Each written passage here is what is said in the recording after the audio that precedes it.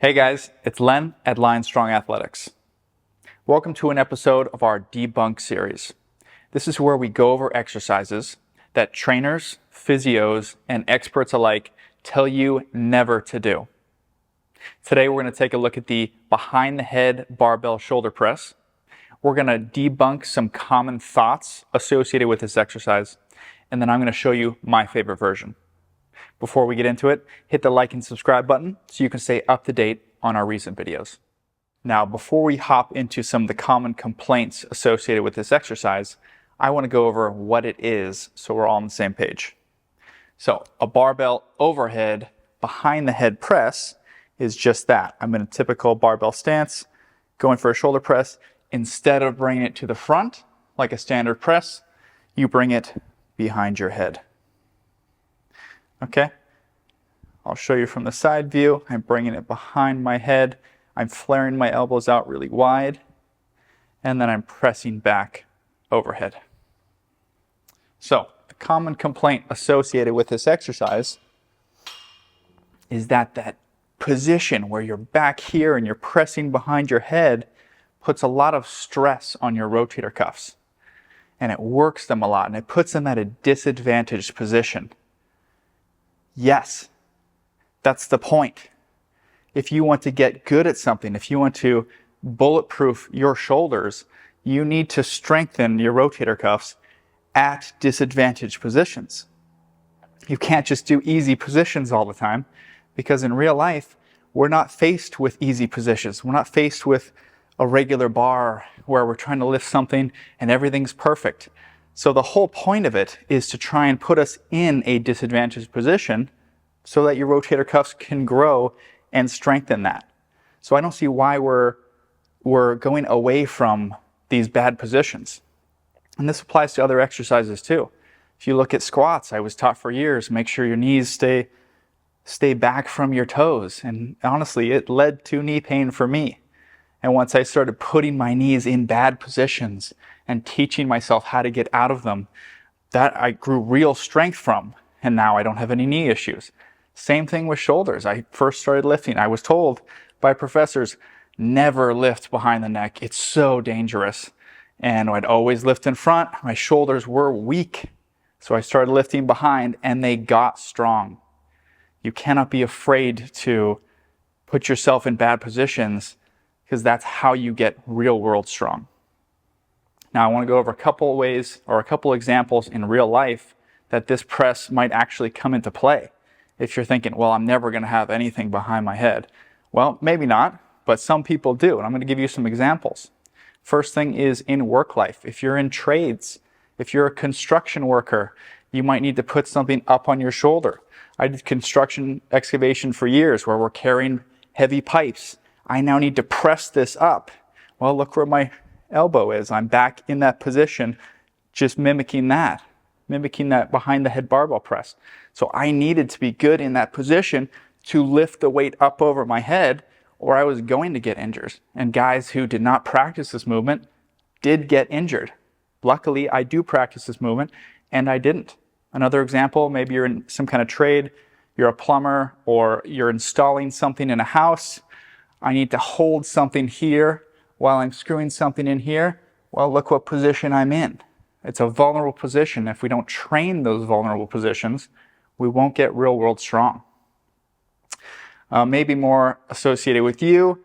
An example, say I'm at home, I'm trying to grab something on the top shelf that's heavy. I've seen this happen the other day where we're trying to grab a mixer off the top shelf of our kitchen. And I'm trying to push it and it falls back and I catch it behind my head. Well, luckily I've trained that position, or I would be in big trouble and it could risk injury.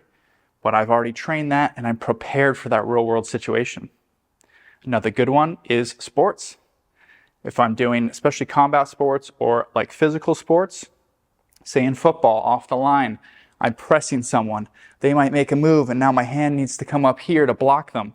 And I'm pushing that force just like if I had something behind my head.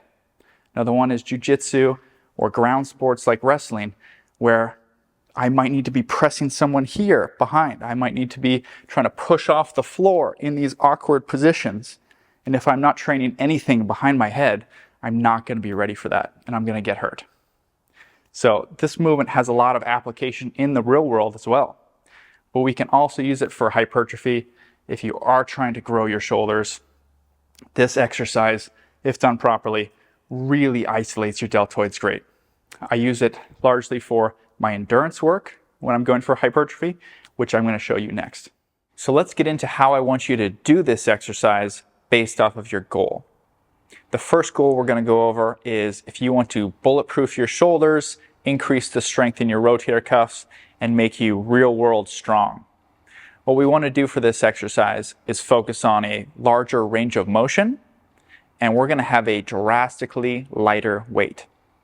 The reason we're going to do this is your deltoids, if you've been training shoulder presses, they might be really strong. You might be able to press 135 pounds overhead, but it doesn't mean that your rotator cuffs can handle the same amount of weight that your deltoids can.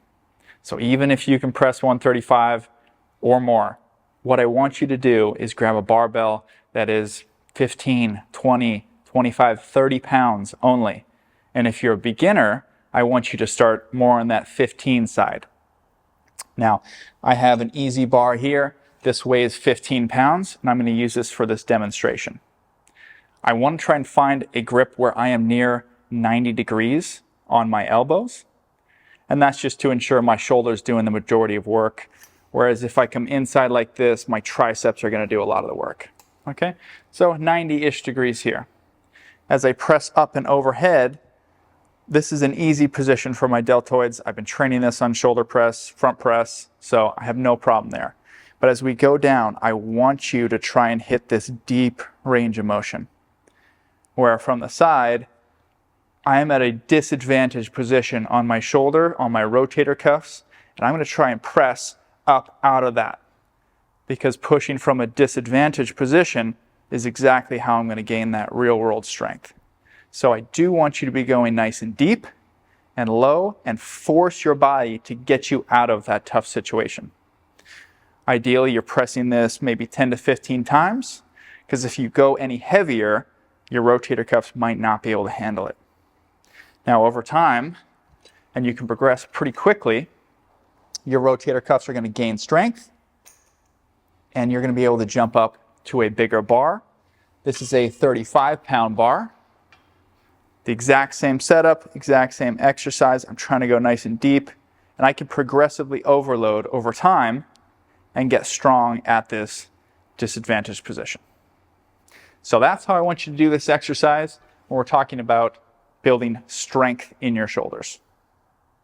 If we want to do hypertrophy or muscle size, this exercise is underrated as well. The reason that is whenever I'm doing a press behind my head, my chest, especially my upper chest, can no longer help me do that movement. So if I do a barbell press in front, my upper chest and my front delt can actually really help me do that movement. Whereas if I go behind the head, now it forces my lateral delt and rear delt to do the majority of the work. Now, because our goal is hypertrophy and we're trying to get bigger deltoids, I don't want to target my rotator cuffs very much. And what that means is I don't want a full range of motion. So as I pick this bar up, I'm still hitting that 90 degrees, hopefully. As I come down, I kind of want to stop about here. Because right now, my deltoid is under a lot of tension, but my rotator cuffs are not yet under a whole lot of tension. And my chest is isolated out of it, so my shoulders can work and do the work by themselves. Now again, my favorite way to do this exercise is high rep. I love hitting this for 20 to 30 reps because I get a huge burn only in my shoulders. And I feel like if I want to load up, I can comfortably load up on a front press or a dumbbell press. But if I want to go for size alone, this exercise is great. I'm keeping constant tension of my deltoid muscle. I'm more or less keeping my rotators out of the equation. They're already absolutely on fire. I'm going high rep with that. And then from there, we want to progressively overload. See, my shoulders are already holding on to a lot of blood because they're the only ones doing the work right now. So depending on your goal, go try those two out. So let's hop into a demo of this exercise because I want to show you what this really looks like and how I do it. So like I said before, I can overhead press 135, but I have the bar set up for 65 pounds. Okay, so not even half of what I can do on a front press. But that's the point of this exercise, is to not go heavy. I'm focusing on my deltoids. I'm going to do this for, my main goal is hypertrophy here. So I'm trying to crank out 15 reps. I'm trying to stay in that zone for my deltoids. Right there, keeping constant tension at the top. I'm trying not to lock out because that makes your muscles rest, and we want constant tension.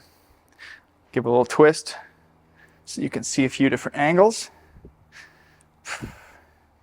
as I work on those deltoids. Because I've trained this enough, I'm at no risk for injury because my rotators are strong. Starting to get tired. I love hitting this for high reps. I feel like it really blasts my deltoids.